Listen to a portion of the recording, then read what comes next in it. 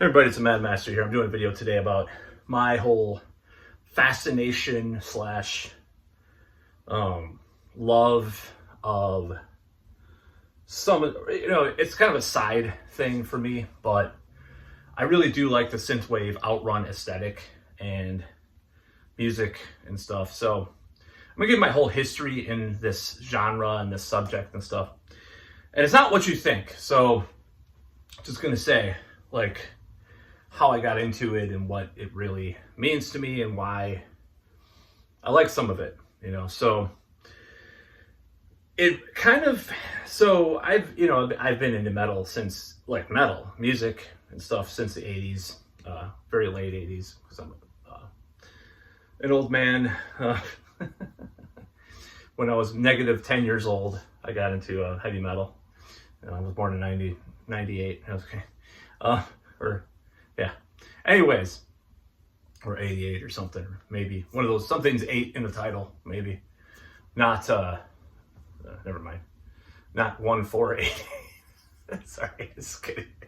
Anytime I hear the word 8, I think of, or 88, I think of the stupid, not see that coming people, because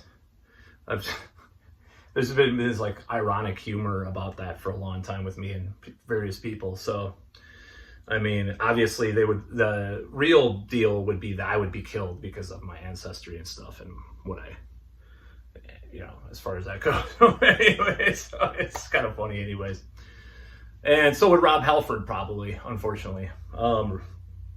So this whole 80s thing is something I got into, like, maybe the early 2000s. Like, I got more into the 80s stuff than I ever did, started to. I'd already liked a lot of stuff, and even synth pop back in the day when I got into like goth and stuff.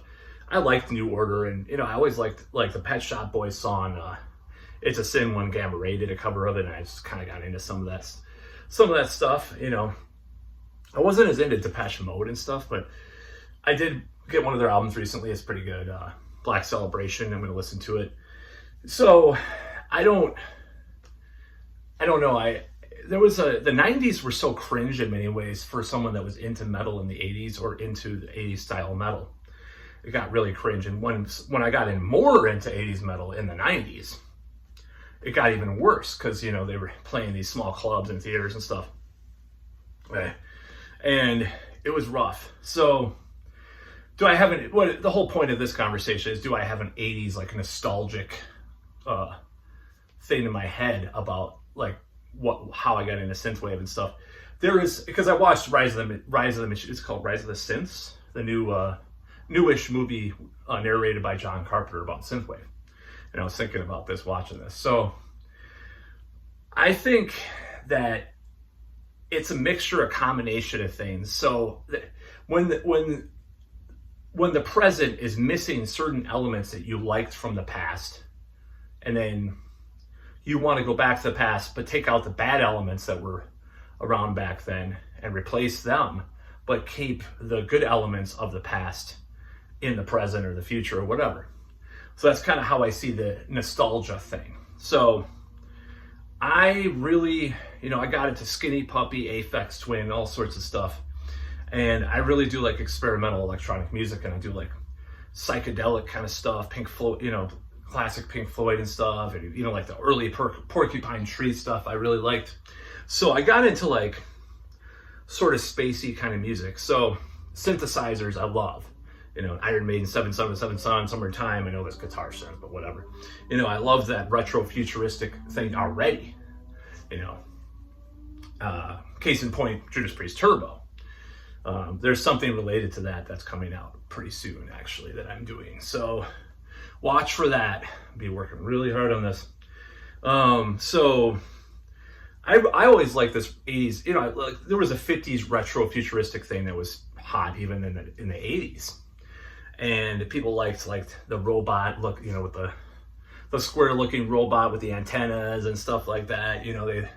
There's bands that did stuff like that, So this whole like retro nostalgic futurist thing has been, in popular culture in various forms for many years. So what happened was I gotten more into, maybe hair metal and stuff in recent years when something happened which did switch me over to how I appreciated the synthwave thing when it came out. Is I went to see a movie in the theater, and it was not Drive, by the way. And I just bear with me on this. So 2010, Tron Legacy. And the soundtrack just blew me away. And Daft Punk is not a synthwave group, but they definitely are an influence on a lot of it. And a lot of those songs do have similar traits to synthwave. So I really loved it. I even, downloaded the soundtrack. I used it for like this podcast I had in like early 2011 and stuff. I was really into that soundtrack, listened to it all the time. So that really got me prepped for the synthwave thing. And of course I love retro like horror movies and stuff, canon films. One of my good friends has always been in that stuff, even through the 90s. Like, yeah, let's watch this canon film. He has a canon t-shirt. So it's like retro VHS kind of like vibe, like vaporwave / sort of Outrun vibe. Back to the Future, DeLoreans. Of course, DeLoreans are not the best car with regards to like the engine and stuff, obviously. But the image, the vibe, the energy of those types of images. The sun with the streak, the thing across it. I have a shirt that has that. I have like 3 or 4 different Outrun looking shirts. And actually I just bought this, hopefully my shirts won't fall down if I do this, but because they're on this little thing.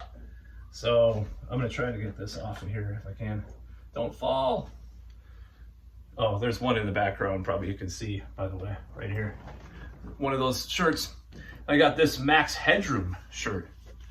I haven't worn it yet, but it's pretty cool. And it has some vaporwave kind of looking things up close. It definitely does. Tape on it, So I think there's a statue, the David statue, or some statue on it right there. So it's definitely vaporwave-ish. So I got into this aesthetic, and I was an early user of like, I used DOS games and stuff. Like I played some DOS games. There's this one I'm looking for. It was like a snowboarding game that I can't find, and I don't know what it was. It was one of the coolest games I played. I just remember listening to Testament's The Legacy while playing it for some reason. It's like gives me this vibe. I want to find the game. It was from the 90s. So I like that type of imagery, that type of aesthetic already. And when it presented itself to me, I think Miami Nights 1984 was one of the first ones I heard. And then I heard, Carpenter Brute was one of the first ones I heard. And then Stranger Things concurrently had synthwave-ish kind of music. But I didn't get into it because of Stranger Things. And I'm trying to remember when I got those albums, or downloaded those albums, I should say. I can't recall, but I know Miami Nights 1984 was one of the first, and I loved it. I love that type of stuff. And it is repetitive, and it is kind of played out. But I really do like that aesthetic. And I think, like I said, Tron Legacy was one of the early kind of sort of adjacent, dare I say, as cringe as that word has gotten in the past few years for me, albums that the Tron Legacy soundtrack is one of those albums that got me into that. So I really always liked this retro 80s nostalgia. I love the dystopian science fiction. I mean, come on, when we're in the sunglasses these are Terminator sunglasses from the original Terminator. Now they're not brown or brown colored like Arnold wore in the movie, but these are like, they're visually gargoyle Terminator sunglasses that I wear all the time. That's all I wear. I like this dystopian kind of villain warrior aesthetic. This outlaw, dare I say, aesthetic from a lot of those movies. I like Queensryche in the Queen of the Reich video. I was just thinking about this today. I love that aesthetic, and I love Motley Crue looks at Kill, like just how they were dressed and stuff. I kind of want to look like that. I mean, I need more hair, but so I'm getting extensions probably, like I said.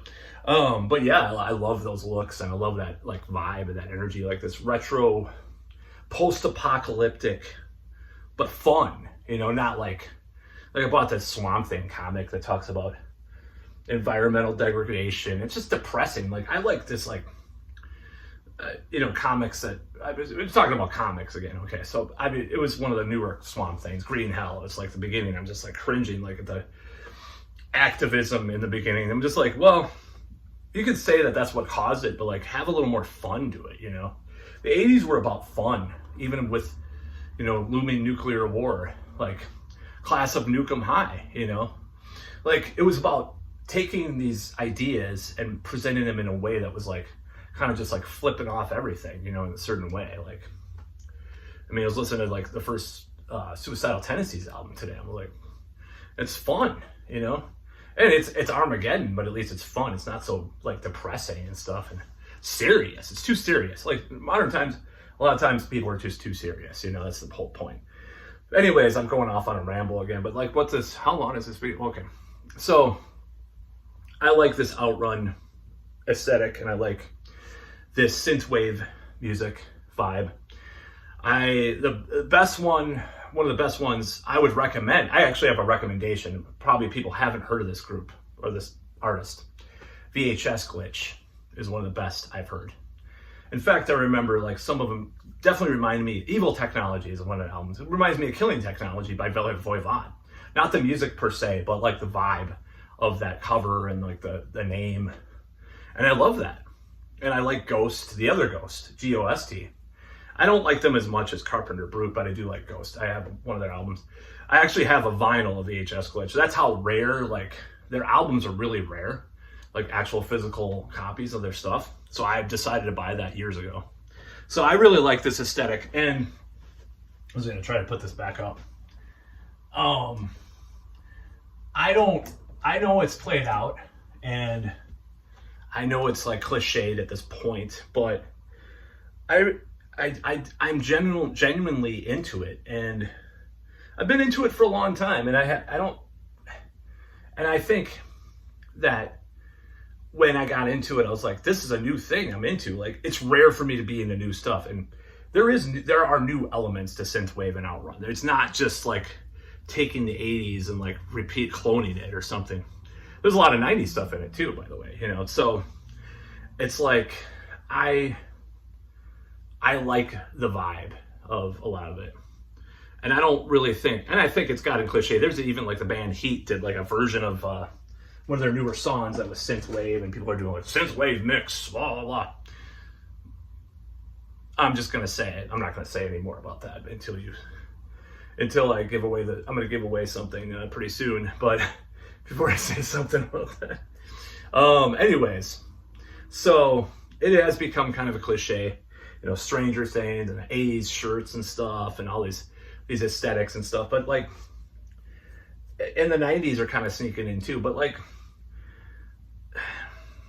there's this optimism to the 80s, even with all that was going on, all the bad things were going on. There was an optimism underneath. It was like a subtext of optimism, even with all the bad shit over it.